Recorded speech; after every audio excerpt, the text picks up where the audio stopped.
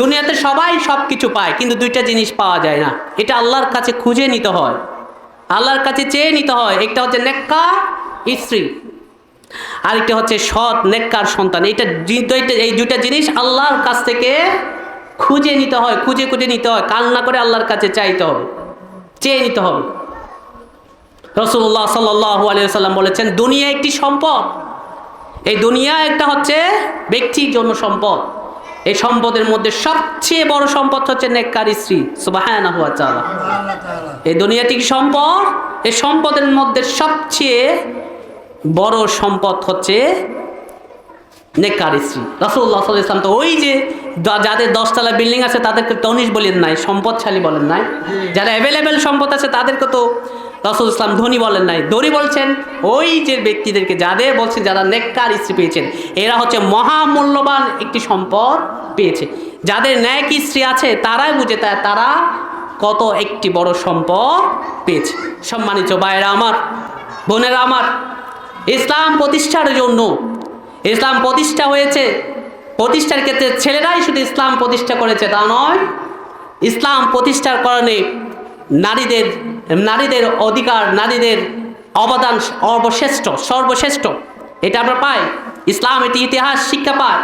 ইসলাম প্রতিষ্ঠার ক্ষেত্রে ছেলেদের যেমন অধিকার আছে, অবদান ছিল, ঠিক তেমনিভাবে নারীদেরও অবদান ছিল অতুলনীয়।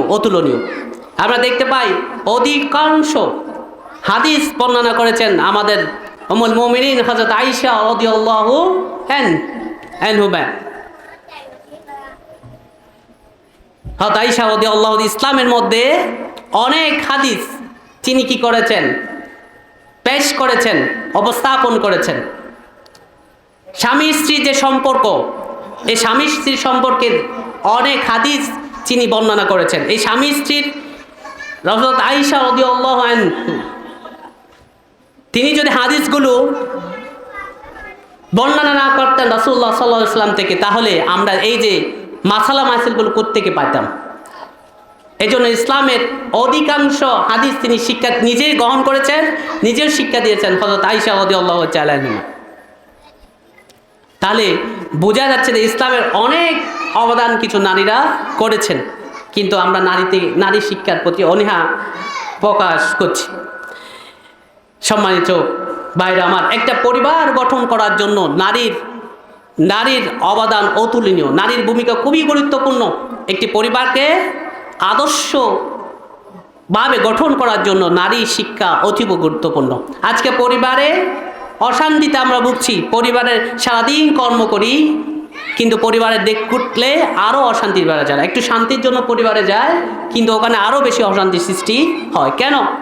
এই যে আমার স্ত্রী থেকে আমি সহযোগিতা পাচ্ছি না, ছেলেদের থেকে এই যে সহযোগিতা পাচ্ছি না, ছেলেদের যে অবস্থা দেখছি, মোবাইল নিয়ে, তারপর বিভিন্ন কালো কাজ নিয়ে তারা ব্যস্ত। স্ত্রীর কাজে টেলিভিশনে বসে আছে, সময় দিচ্ছে না। তারপর আমার পিতামাতা যে খেদমত করা দরকার, আমার পিতামাকে তারা, আমার স্ত্রী কি করছে না, খেদমত করছে না। আমার স্ত্রী আমার মায়ের বিরুদ্ধে অভিযোগ দিচ্ছে, আমার মা আমার স্ত্রীর বিরুদ্ধে কি দিচ্ছে, অভিযোগ দিচ্ছে। ছেলে আমার স্ত্রীর প্রতি মায়ের অভিযোগ দিচ্ছে, মা তার ছেলের প্রতি কি দিচ্ছে, অভিযোগ দিচ্ছে। হচ্ছে এগুলা সমাধান করতে পারছি না। এই সমস্যাগুলো কাকে বোঝাবো? এগুলো তো অসম্মানী জিনিস, লাঞ্ছনার জিনিস। এগুলো কাকে উপস্থাপন করব আমরা? এগুলো হচ্ছে কিনা আমাদের সমাজে হয়, আছে, অ্যাভেলেবেল হয়। এই সমস্যাগুলো আমরা দূর করব কিভাবে? দূর করার জন্য যারা এখনো বিয়ে করে তাদেরকে ভালো নেককার স্ত্রী পাওয়ার জন্য দোয়া করতে হবে আল্লাহর কাছে, যে আল্লাহ আমাকে তুমি নেককার স্ত্রী দাও, নেককার সন্তান দাও। দোয়া করতে হবে। এটা আদর্শ পরিবার গঠনের জন্য নেককার স্ত্রী সবচেয়ে বেশি গুরুত্বপূর্ণ ভূমিকা রাখে। দুনিয়াতে সবাই সবকিছু পায়, কিন্তু দুইটা জিনিস পাওয়া যায় না।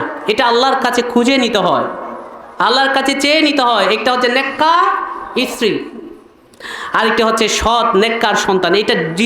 এই দুইটা জিনিস আল্লাহর কাছ থেকে খুঁজে নিতে হয়, খুঁজে নিতে হয়, কান্না করে আল্লাহর কাছে চাইতে হবে, চেয়ে নিতে হবে।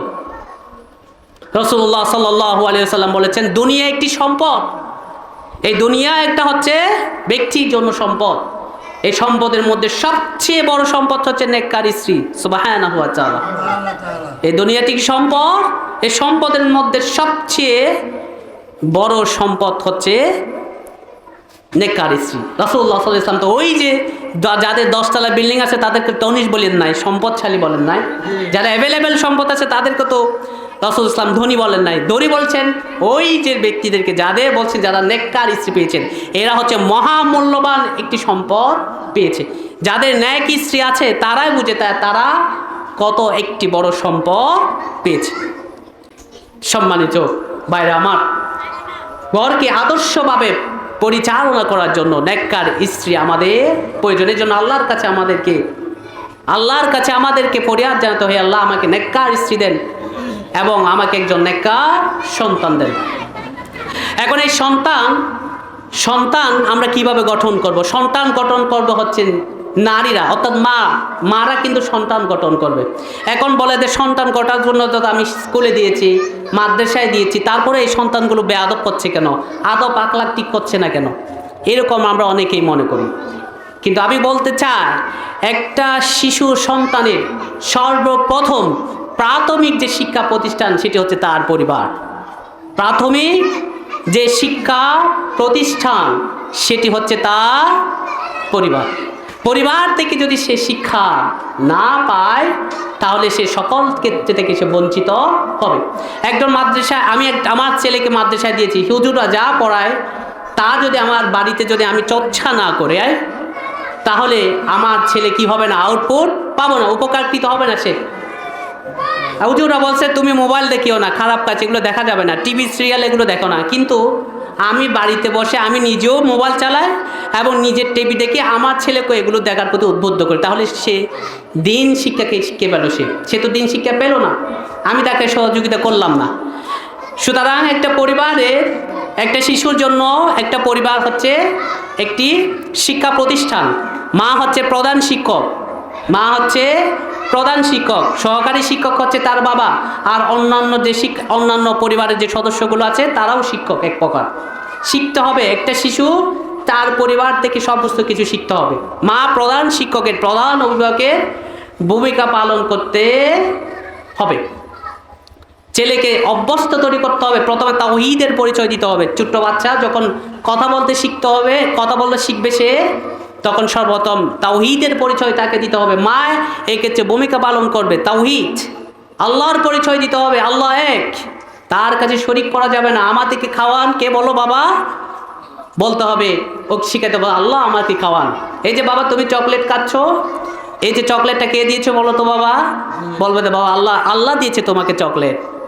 খুঁজলে এই যে ছেলের যে চাহিদা পূরণ করার সাথে সাথে আল্লাহর পরিচয় তাকে দিতে হবে। এইভাবে তাওহীদ শিখাতে হবে আমাদের বাচ্চাদেরকে। এইভাবে যদি আমরা তাওহীদ শিখাতে পারি তাহলে এই শিশু কখনো পথভ্রষ্ট হতে পারে না, মা বাবাকে কখনো কষ্ট দিবে না, মায়ের হক যথাযথভাবে রক্ষা করবে একটা শিশু। এইভাবে তাওহীদ আমাদের ছেলে সন্তানকে শিখাতে হবে।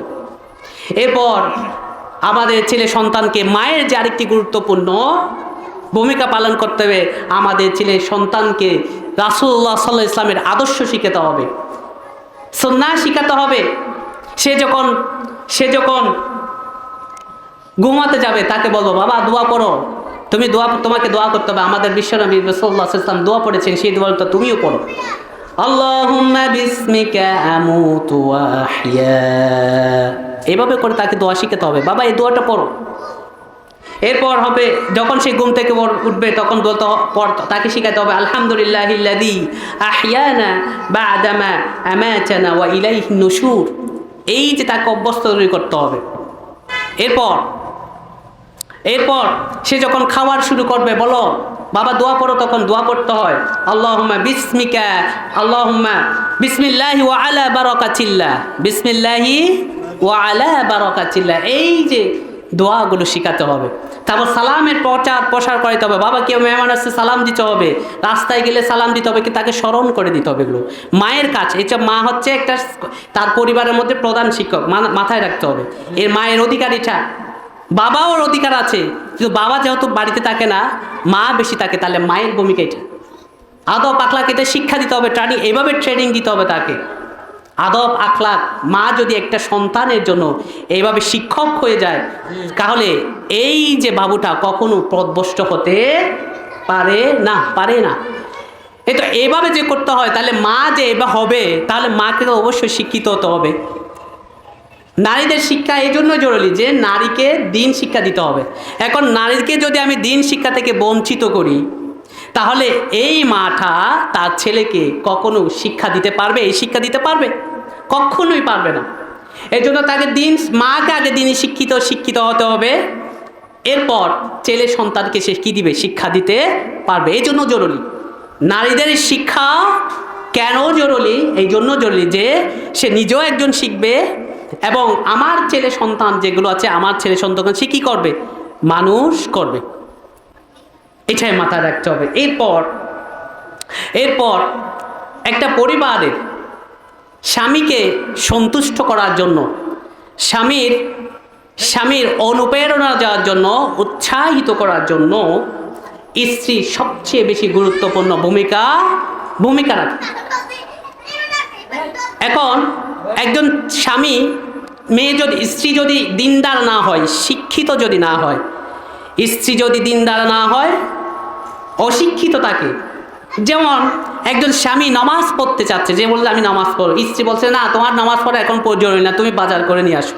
তাহলে স্ত্রী যদি মূর্খ হয়, স্বামীকে ইবাদত করতে কি করবে না? বাধা সৃষ্টি করবে। স্বামী বলছে যে আমি নেক কাজ করতে চাই, আমল করতে চাই, স্ত্রী বলছে না নেক কাজ করার দরকার নেই, তুমি এই কাজটা করে আসো গা। তাহলে এই স্ত্রী স্বামীকে কি দিবে? বাধা সৃষ্টি করবে।